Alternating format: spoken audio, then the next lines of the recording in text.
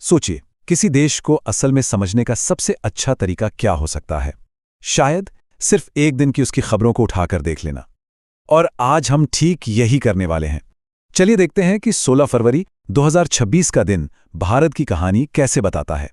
क्योंकि अगर थोड़ा गौर से देखा जाए ना, तो ये जो अलग अलग बिखरी हुई हेडलाइंस होती हैं, वो असल में जुड़कर एक बहुत बड़ी तस्वीर बनाती हैं। एक ऐसी कहानी जो शायद पहली नज़र में दिखाई नहीं देती। अब जैसे ये खबर लीजिए, पृथ्वी के सबसे सुनसान, सबसे दूर के कोने में एक मेडिकल प्रोसीजर हो रहा है। सुनने में ही कितना दिलचस्प लगता है ना? और ठीक उसी वक्त हजारों किलोमीटर दूर नई दिल्ली में भविष्य की टेक्नोलॉजी को लेकर दुनिया के बड़े बड़े दिग्गज एक साथ बैठे हैं।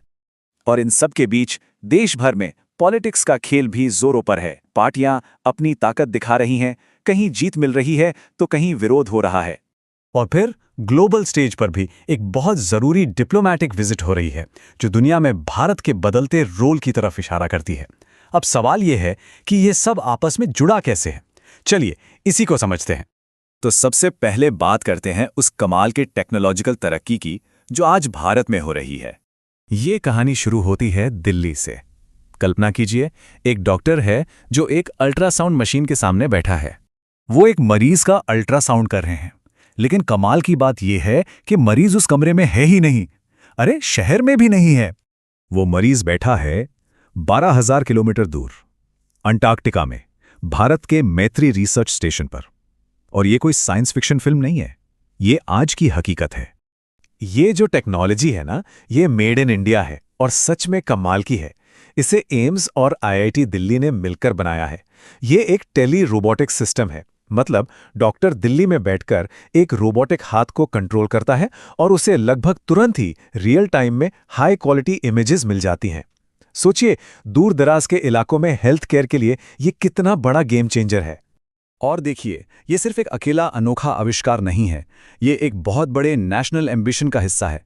जैसा कि प्रधानमंत्री नरेंद्र मोदी ने आज नई दिल्ली में इंडिया एआई इम्पैक्ट समिट में कहा, भारत एआई रेवोल्यूशन को लीड करने के लिए पूरी तरह से तैयार है। और ये सिर्फ बातें या महत्वाकांक्षा नहीं है, इसके पीछे सॉलिड पैसा भी लग रहा है। इससे अंदाजा लगता है कि भारत के एआई और डीप टेक इकोसिस्टम में किस लेवल का पैसा आ रहा है। सिर्फ आज के दिन एआई क्लाउड से लेकर नेक्स्ट जनरेशन सेमीकंडक्टर्स तक के लिए अरबों डॉलर की फंडिंग अनाउंस हुई है। ये दिखाता है कि भारत भविष्य पर कितना बड़ा दांव लगा रहा है। लेकिन ये जो भी टेक्नोलॉजिकल तरक्की हो रही है, वो हवा में नहीं होती। इसके लिए एक मजबूत और स्थिर राजनीतिक माहौल चाहिए, जो देश की स्टेबिलिटी की नींव होता है। तो पॉलिटिक्स के मैदान में आज क्या क्या हुआ? दिन काफी एक्शन पैक्ड था। एक तरफ रूलिंग पार्टी बीजेपी गुजरात और तेलंगाना जैसे बड़े राज्यों में अपनी पकड़ और मजबूत कर रही है, तो दूसरी तरफ ऑपोजिशन पार्टियां प्रोटेस्ट कर रही हैं और अपनी अंदरूनी मुश्किलों से भी जूझ रही हैं। मतलब एक एक्टिव डेमोक्रेसी की पूरी तस्वीर सामने है। और गवर्नेंस की बात करें तो स्टेबिलिटी का एक बहुत पावरफुल मैसेज भी दिया जा रहा है। आज भारत के सबसे ज्यादा आबादी वाले राज्य के मुख्यमंत्री ने लॉ एंड ऑर्डर पर जोर देते हुए ये बात कही। और ये स्थिरता सिर्फ एक राज्य की बात नहीं है। केंद्रीय गृह मंत्री के मुताबिक पिछले कुछ सालों में कश्मीर, नॉर्थ ईस्ट और माओवाद से प्रभावित इलाकों में हिंसा में 80% तक की कमी आई है। ये बहुत बड़ा आंकड़ा है और यही वो स्थिर जमीन है जिस पर आर्थिक और तकनीकी तरक्की की इमारत खड़ी की जा सकती है। अच्छा, तो अब देश की इन सच्चाइयों को जोड़कर देखते हैं दुनिया में भारत के बड़े रोल से, खासकर तब जब भारत ब्रिक्स की प्रेसिडेंसी संभाल रहा है। तो देखिए, भारत सिर्फ एक और समिट होस्ट नहीं कर रहा है, वो ब्रिक्स को एक नई फ्यूचर फोकस्ड परिभाषा दे रहा है। सिर्फ एक इकोनॉमिक ग्रुपिंग नहीं, बल्कि एक ऐसा ग्रुप जो सहयोग और सस्टेनेबल डेवलपमेंट पर ध्यान दे। और ये समझना बहुत जरूरी है कि ब्रिक्स इतना मैटर क्यों करता है। अगर हम परचेजिंग पावर पैरिटी यानी पीपीपी के हिसाब से देखें, तो ये जो नया बड़ा ब्रिक्स ग्रुप है, इसका इकोनॉमिक वजन अब G7 देशों से भी ज्यादा हो गया है। अब जो चीज भारत के रोल को सबसे यूनिक बनाती है, वो है इसकी जियोपॉलिटिकल पोजीशन। सोचिए, ये शायद दुनिया का अकेला ऐसा देश है जो क्वाड का भी मेंबर है, जिसमें अमेरिका, जापान, ऑस्ट्रेलिया हैं, और साथ ही एससीओ का भी एक्टिव मेंबर है, जिसमें चीन और रूस हैं, एक ही समय में दोनों खेमों में।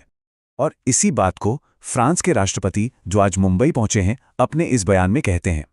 यह दिखाता है कि दुनिया अब भारत को एक ग्लोबल मीडिएटर, एक ब्रिज के तौर पर देख रही है, एक ऐसी पावर जो सबको जोड़ सकती है।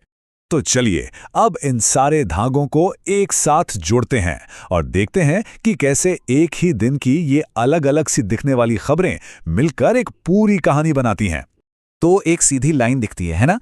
कहानी शुरू होती है अंटार्कटिका में एक टेली रोबोटिक अल्ट्रासाउंड से, जो भारत की अपनी टेक्नोलॉजी से चल रहा है।